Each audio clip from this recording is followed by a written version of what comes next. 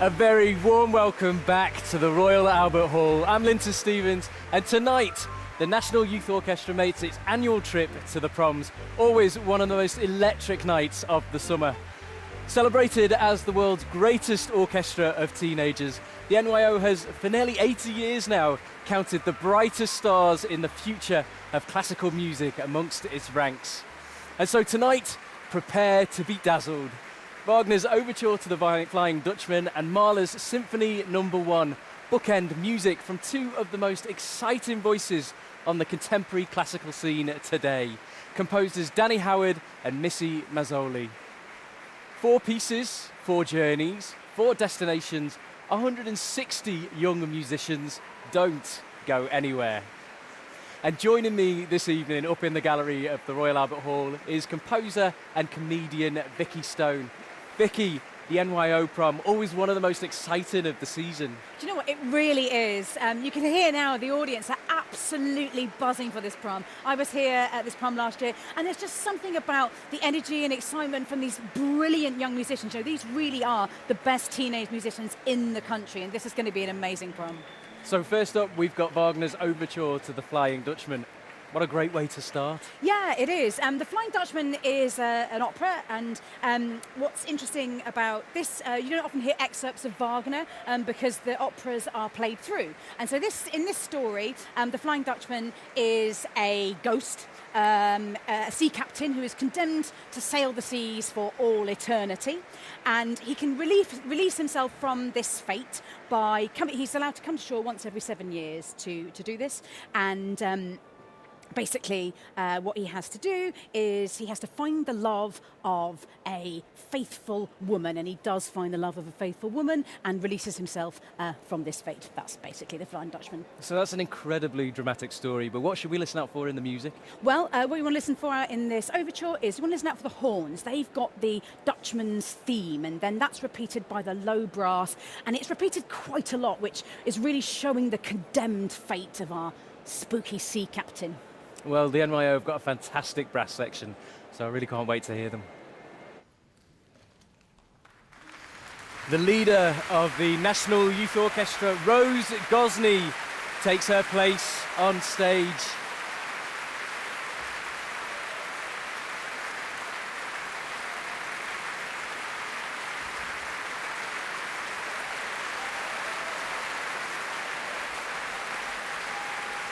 And with the orchestra now ready, here comes conductor Alexandre Bloch, the charismatic Frenchman making his Proms debut tonight alongside this most talented of orchestras. First up, the overture to Wagner's opera, The Flying Dutchman.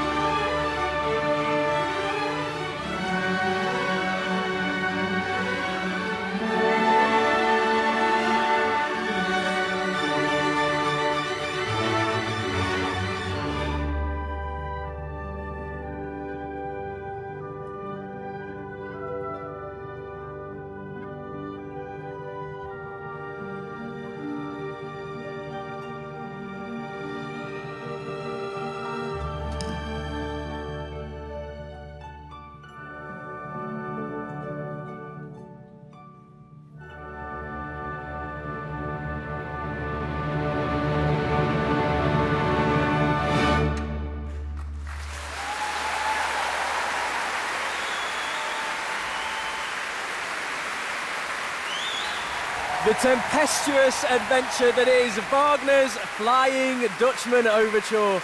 Always a musical voyage of discovery on every single listen. Vicky, what did you make of it? Well, it's absolutely marvellous. Now, of course, we're going to get a big sound from 160 players here in the Royal Albert Hall. What we've also got from these young musicians was the detail in the pianissimos and in the small stuff. You know, the big stuff's a given, but they really nailed it. Well, not long to catch our breath, because up next we move from a Dutch ghost story to the Greek legend of Orpheus and the underworld. We're about to hear a new piece called Orpheus Undone by boundary-defying American composer Missy Mazzioli. Vicky, this tells the story of the key moments from the myth, doesn't it?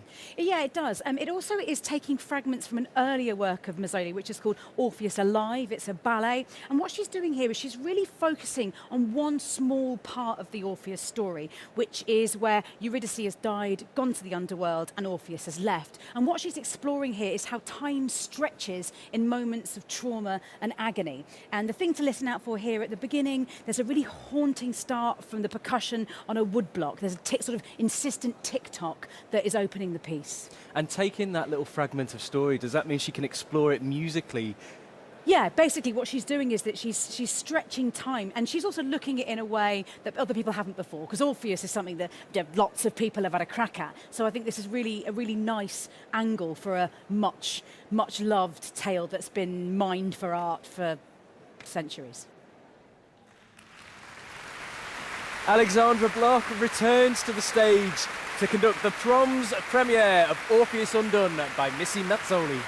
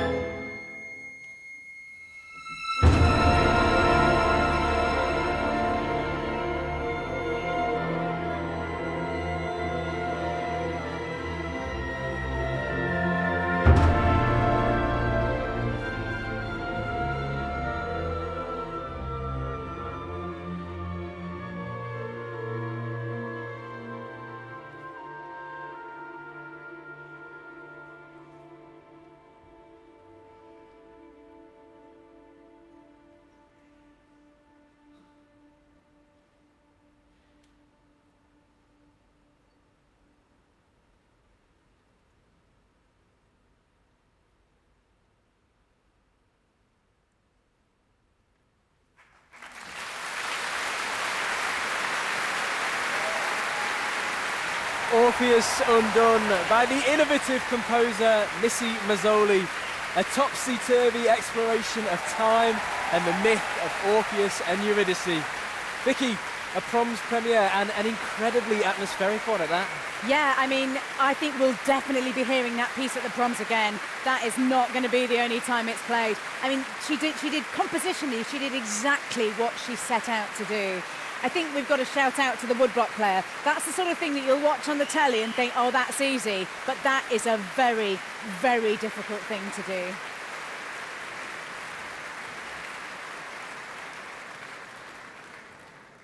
Next, the NYO have something special in store. A world premiere from British composer Dani Howard. It's called 3/4 and was written in celebration of the NYO's musicians as well as their Inspire scheme, a free program for underrepresented teenagers to access orchestral opportunities. And excitingly, 100 young people from all across the country who have benefited from this scheme are here in the hall tonight to perform Dani's piece with the NYO. The NYO scheme, Inspire, it's incredible, isn't it?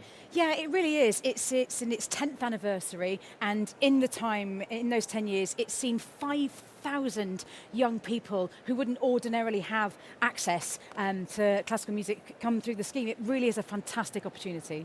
So there's something special with this piece, isn't there? There's a melody, and the young musicians of the NYO have taken this melody around the country and done something really clever with it. They have. So the melody is by composer Dani Howard, and it's called As One, and it goes like this. Dani will have to excuse me, I've not seen the score, so I might make some mistakes here. But the melody that we're listening out for goes like this. Da da da dum da da dum da da. And I think I was in the rehearsal earlier, and what is really magical about this piece is that it's going to brilliantly combine the incredibly simple with stuff that's much more difficult, and both simultaneously live together side by side. And what the Inspire musicians are doing is logistically so impressive as well as musically impressive. I was absolutely blown away, and I think the audience will be too. Well, 100 young people from the NYO Inspire scheme are in positions all over this great auditorium. This is going to be a real surround sound experience. And a swap here as Tess Jackson, the orchestra's associate conductor, takes to the podium to join the National Youth Orchestra for Dani Howard's 3/4 and.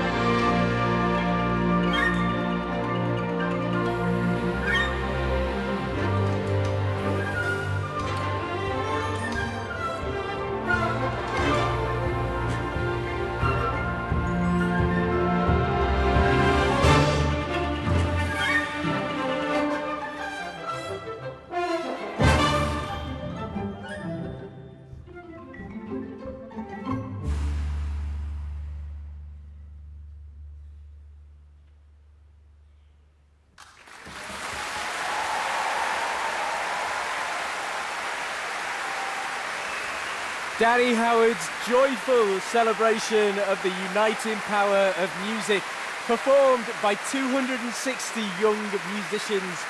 That was 3, 4, and the National Youth Orchestra on stage, and joined by 100 teenagers from the NYO Inspire scheme, playing out from all across the Royal Albert Hall.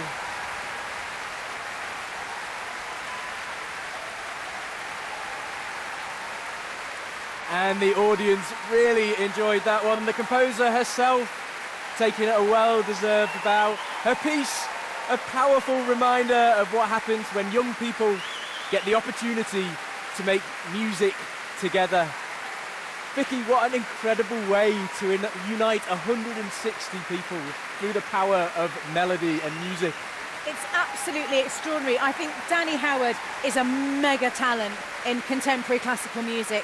Honestly, for it to be so simple yet so rich, so dense, so accessible, all at the same time, I think is an incredible skill for a young composer. You can see why she's been so widely commissioned. I think she's honestly exceptional. Well, the audience here very obviously enjoyed it, didn't they? And you can hear why. I mean, I was sat down in the stalls during the rehearsal, and there's the way that she's composed it so that the sound really does completely engulf you as an audience member here in the Royal Albert Hall is really something else. So it's an incredible work from those young musicians. The brass and the wind players, who all did so much from memory. I mean, you only normally see the Aurora Orchestra do that sort of thing, as you'll know, and to see that here by the Inspire musicians is absolutely wonderful. Musicians stationed all around the hall, from the aisles to the boxes, right up here in the gallery too. Yes, there was a secondary conductor up in the gallery as well, helping it all stay together. 260 in total. That's a huge number, isn't it? It really is. There was a young person I overheard in the rehearsal who said, there's 260 of us, so I won't personally get the blame if it doesn't go to plan. I think that's a fair point. Well, it feels hard to believe, but we're only at the halfway point of the National Youth Orchestra's trip to the Proms this evening.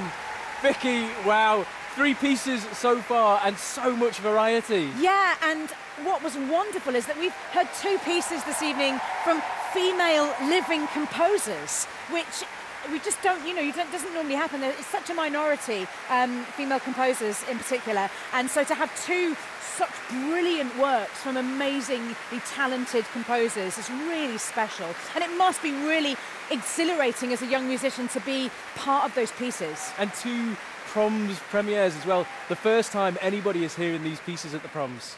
There's something really powerful about that, isn't there? Yeah, I think there is, and obviously as a young orchestral player, you get to discover new works for the first time by playing in them. So I imagine that a lot of these young players would have played the Wagner for the first time ever, and will have come across it as a young person playing, and to also have 2 brand new works that you're premiering, as a young person, like that's yours to show the world for the first time. That's really special. And of course, it doesn't take anything away from pieces like the Wagner or the Mahler that we'll hear in the second half, because this orchestra seem to do it with a refreshed vigour, don't they? Yeah, and I think that that's really important, that there is a place for everything. We're not saying one is better than the other. What's really, really important, I think, in programming of concerts now, is that you get a bit of everything, and this really is a testament to that sort of programming.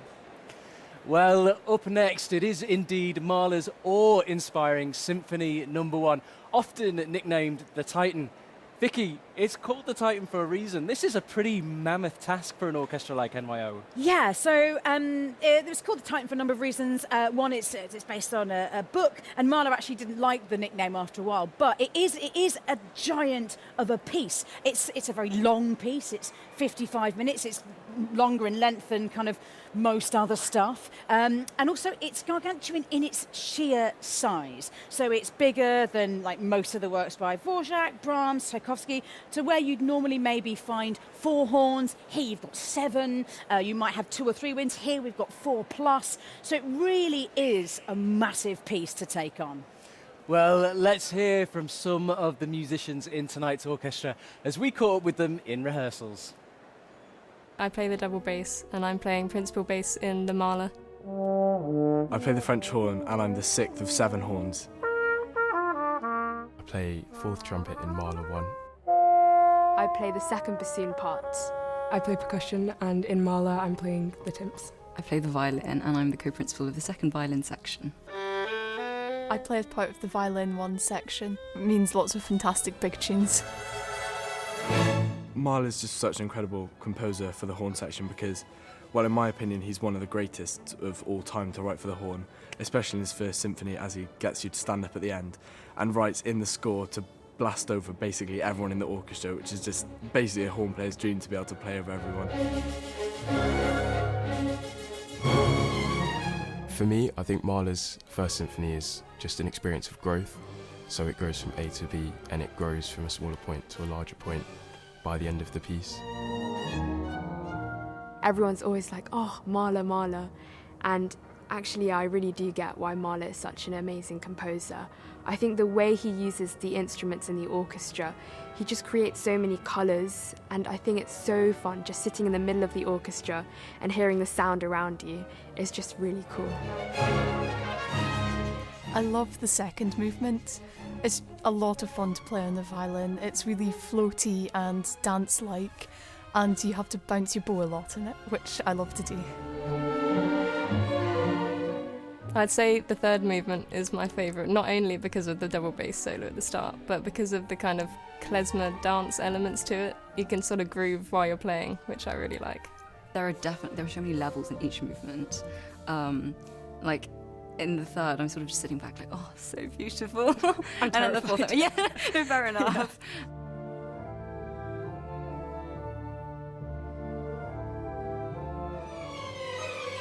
I think the energy that we bring to the music is something that you might not get with other professional orchestras. This is my first year playing at the Proms, and I'm very, very excited. I've stood and prommed before, and that's incredible from the audience, and I can't imagine how it's going to be on stage. It's going to be nerve-wracking, but it is going to be a lot of fun. Members of the National Youth Orchestra making a very compelling argument for their love of Mahler there, Vicky. Yeah, as I said before, there's something. When I was a young player, I was in the National Children's Orchestra. Played the flute, and I found out about certain pieces for the first time being in them. And I bet there's many players out there doing it just like that. And it's really, really magical to discover this music from within it. It's a really, really special feeling. So what are you most looking forward to about hearing the NYO perform this piece then? Well, it's Mahler. It's Mahler 1. It's a big one. It's an iconic one, isn't it, Mahler 1? It is, yeah. And we've got 4 movements. First movement is the awakening of spring. So we're listening out for cuckoo calls, another bird song, which is in the woodwinds. The second movement is an Austrian Lättler. It's a dance that's somewhere between a minuet and a waltz, but a bit sort of less formal than a waltz. Third movement, the famous one, everybody loves the third movement, that is based on an Austrian folk tale called The Huntsman's Funeral, and it's a funeral where the procession is entirely animals. So in the movement, it's not all doom and gloom. Some of the movement's actually quite jolly, and that's because the animals were apparently pleased at the death of the huntsman. Well, he would be. And the fourth movement is, you'll hear a lot of the themes all tied together from the previous movements and all of the big Mahler magic that you'd expect. Well, I don't know about from a flute player, but certainly from a bassoonist point of view, it's a fantastic piece to play. And now returning to the stage here at the Royal Albert Hall to join the huge forces of the National Youth Orchestra, tonight's conductor Alexandre Bloch. This is Mahler's Symphony No. 1, The Titan.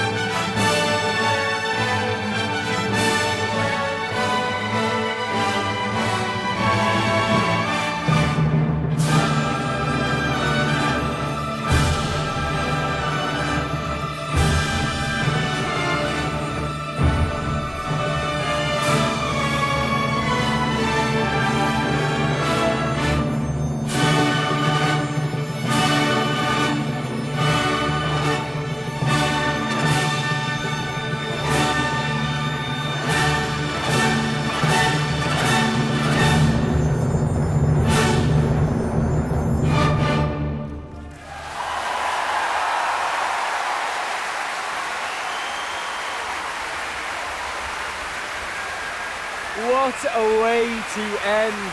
The triumphant conclusion of Mahler's first symphony.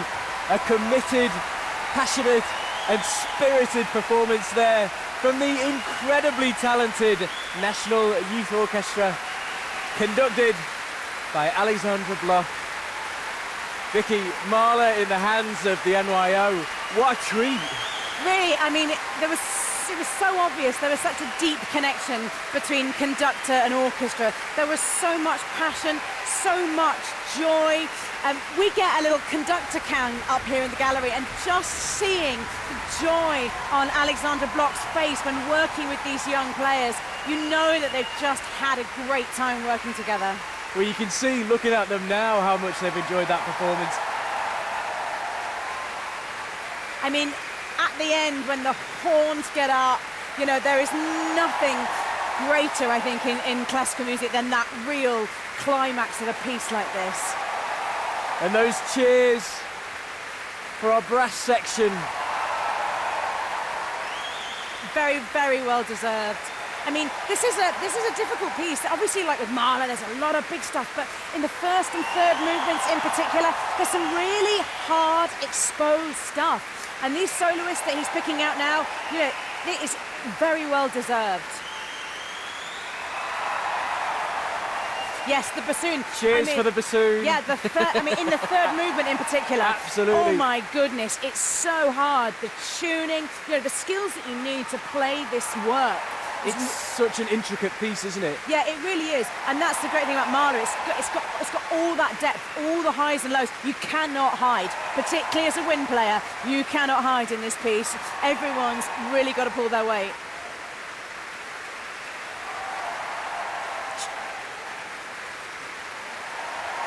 Did you spot in the third movement a piece of percussion called the Mahler machine? Tell us what it is, go on. So it's basically a type of drum that Mahler wanted to emulate the sound of a marching band for the funeral march, and it's a bass drum that the player has to attach a cymbal to the top, and it's known as, colloquially, in percussion terms, as the Mahler machine. So they can play both at the same time? They play both at the same time, so they kind of have to build it. You've got to, like, fashion your cymbal to the top of your bass drum. And there's lots of YouTube videos that tell you how best to do it these days. Of course there is. Leader Rose Gosney on her feet there as conductor Alexandra Bloch goes off stage. Alexandra Bloch making his Proms debut tonight, and many young musicians in the orchestra performing on this iconic stage for the first time too. Another cheer there for our leader Rose Gosney, who led the orchestra magnificently this evening as conductor. Gets all 160 musicians to their feet once again for a very well-deserved applause. It really is a breath of fresh air, I think. You can just see that they've had an amazing time. Thank you so much. Wow, it's really impressive to be here, and wow, you're so crazy, so it's really great for us. Well, you know, I'm French, and I've been here in the UK for the last 10 days during the Game Olympic in Paris. So, I mean, I was not there, so here is a French encore.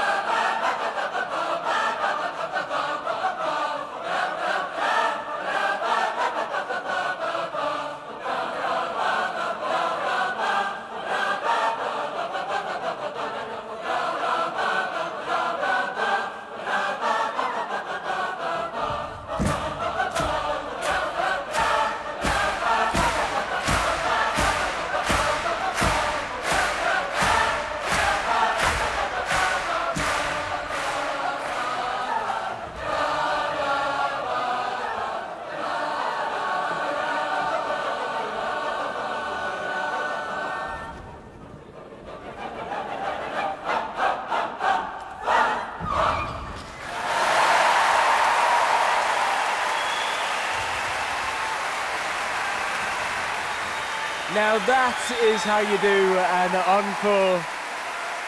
Members of the National Youth Orchestra were joined by NYO Inspire in Farandole from La Lesienne Suite, number 2 by Bizet. Vicky, the NYO always giving us a surprise. And what a surprise that was. I mean, what's great, I think, about the Farandole is that most of these young players will have come across it on their journey to the NYO. It's one of those pieces that you just play as a young musician quite early doors, I think. And so they'll know it, but to put that twist on it with all the choreo, what a joy. I absolutely loved it. It was one of those pieces that really kind of made me laugh at points. There was just, like, in a kind of, with the joy of it, fantastic. And audience participation too. Just what you've come to expect for National Youth Orchestra. Absolutely. I think it was inspired for something that, has joined the inspired musicians in joining it as well at the end. What an inspired encore. And also, the fact that it was using all the folk, it's a folk song. It's been an evening where there's been a lot of folk woven through the programme. I thought it was a tremendous choice of encore, really well executed. And just a great way to bring everybody together. Yeah, fantastic. I absolutely loved it.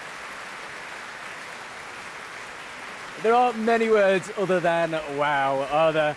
Real smiles on the faces of everyone here in the Royal Albert Hall, including us, Vicky. What did you make of the programme?